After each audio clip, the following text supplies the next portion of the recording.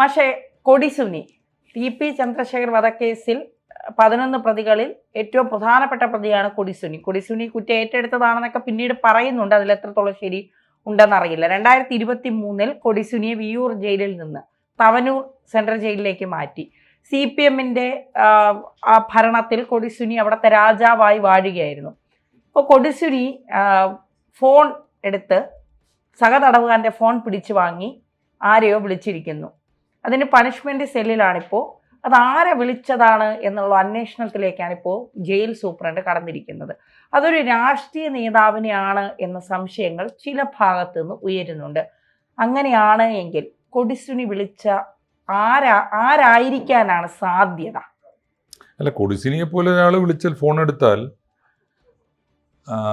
ഒരു കേസോ ഗുലുമാലോ പ്രതിസന്ധിയോ വന്നാൽ ആദ്യം വിളിക്കാനിടയുള്ള പേര് തീർച്ചയായിട്ടും കേരളത്തിൻ്റെ പ്രതിപക്ഷ നേതാവിനെയാണ് വിളിക്കാൻ സാധ്യതയുള്ള പേര്. അത്രയാണല്ലോ അദ്ദേഹത്തിൻ്റെ ബന്ധങ്ങൾ. കാരണം അദ്ദേഹം ഇപ്പോൾ പിണറായി വിജയൻ്റെ അറിവോടും സമ്മതത്തോടും ഒക്കെ കൂടിയാണല്ലോ ടി.പി. ചന്ദ്രശേഖരൻ കേസ് ഉണ്ടാകുന്നത്. നേരിട്ട് അദ്ദേഹത്തിൻ്റെ ഇപ്പോഴും ഗൂഢാലോചന കേസിൽ പോലും പിണറായി വിജയൻ വന്നിട്ടില്ല എന്നത് അദ്ദേഹത്തിൻ്റെ മാത്രം കഴിവല്ല.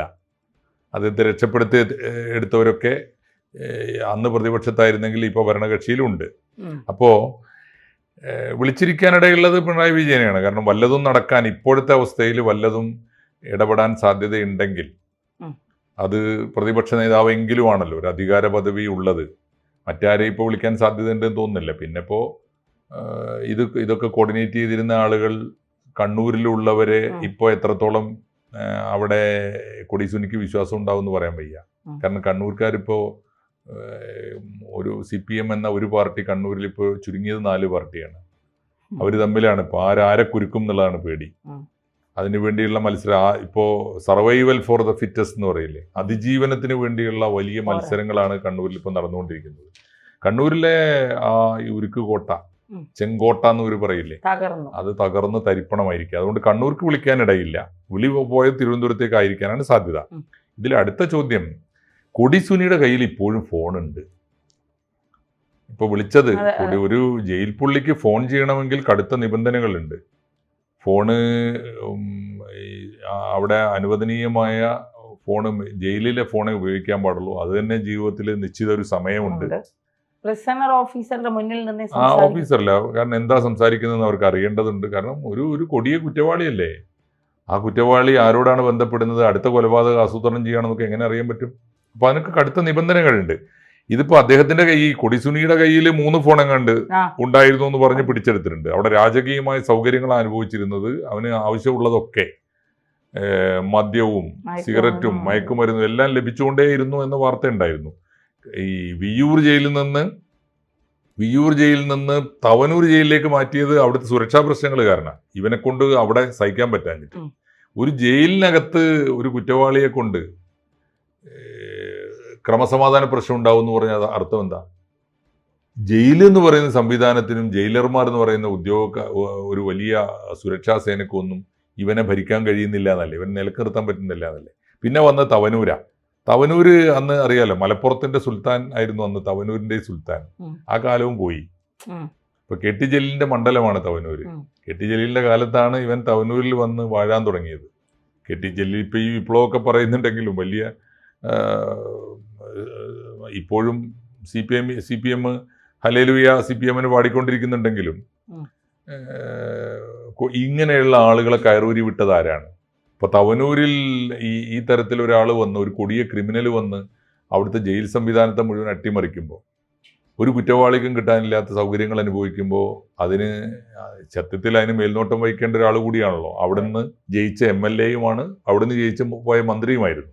അപ്പോൾ അതൊന്നും ഉണ്ടായിട്ടില്ല. അപ്പോൾ ഇതിൽ എനിക്ക് സംശയം തോന്നുന്നത്, ഒന്ന് കൊടിസുനിയുടെ കയ്യിൽ ഇഷ്ടം പോലെ ഫോണ്, മാത്രമല്ല ഇപ്പോൾ പ്രശ്നം എന്താ, കൂട്ടുകാരൻ്റെ ഫോൺ പിടിച്ചു വാങ്ങിയെന്നാ. അപ്പോൾ തവനൂർ ജയിലിലെ എല്ലാ കുറ്റവാളികളുടെ കയ്യിലും ഫോണുണ്ടോ പിടിച്ചു വാങ്ങാൻ? അതൊരു വല്ലാത്ത ചോദ്യമല്ലേ. അപ്പോൾ എല്ലാവർക്കും ഇവര് സുലഭമായി ഫോൺ കൊടുക്കുകയാണോ? ഇനി ഒരു ഫോണിൽ ഒരാളെ ഒരു സമയം ഒരു ജയിൽ ജയിലധികൃതരുടെ മുമ്പിൽ വെച്ച് അല്ലേ സംസാരിക്കാൻ പാടുള്ളൂ. അങ്ങനെയാണെങ്കിൽ 2 കുറ്റവാളികൾ ഒരേ സമയത്ത് എങ്ങനെയാണ് അവിടെ പിടിച്ചു വാങ്ങാൻ വരുന്നത്?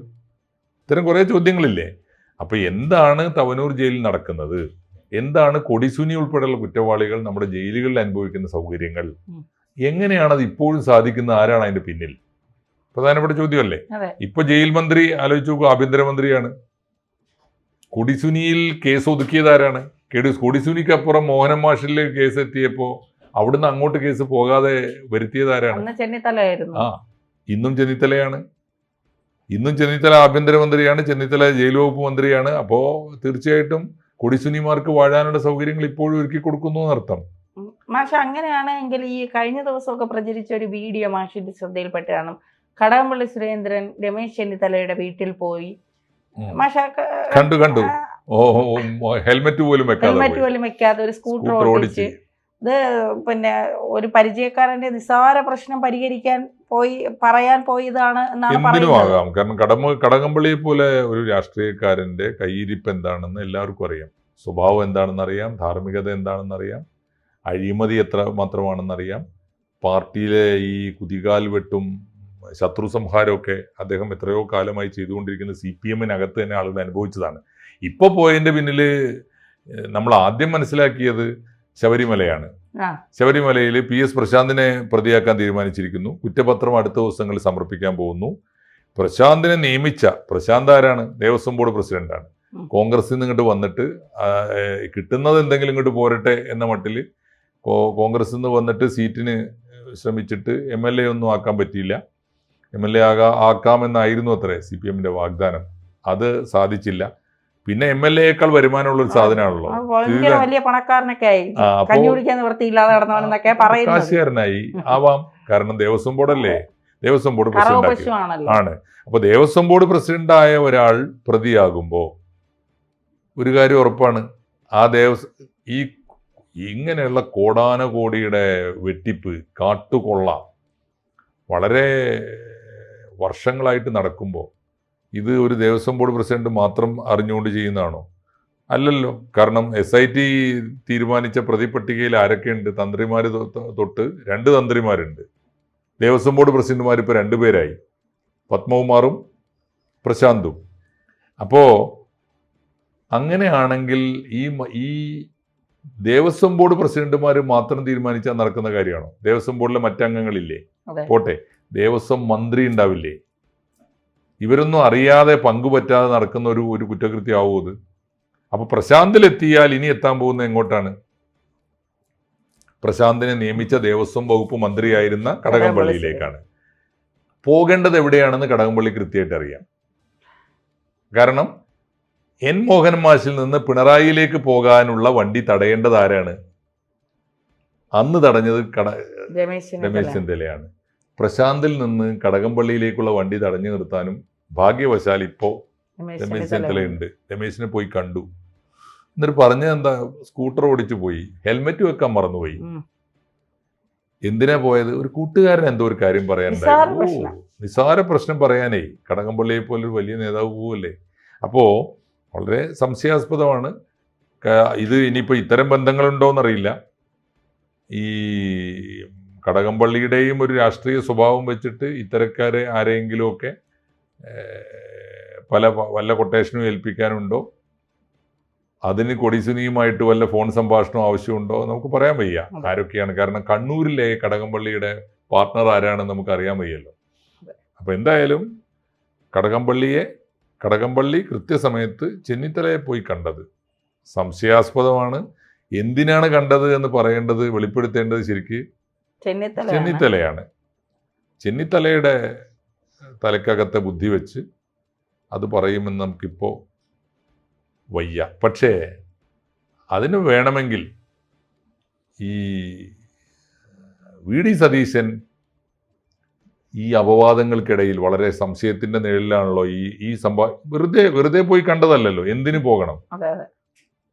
ആ സംഭവത്തെക്കുറിച്ച് അന്വേഷിച്ച് കണ്ടെത്താൻ ഒന്നുകിൽ നേരിട്ട് ചോദിക്കണം, ആരോട്? രമേശിനോട് നേരിട്ട് ചോദിക്കണം. അല്ലെങ്കിൽ അതെന്താണെന്ന് ആഭ്യന്തര വകുപ്പ് സെക്രട്ടറിയോട് വിശദീകരണം ചോദിക്കണം. സതീശൻ വിചാരിച്ചാൽ സത്യം പുറത്തു വരും.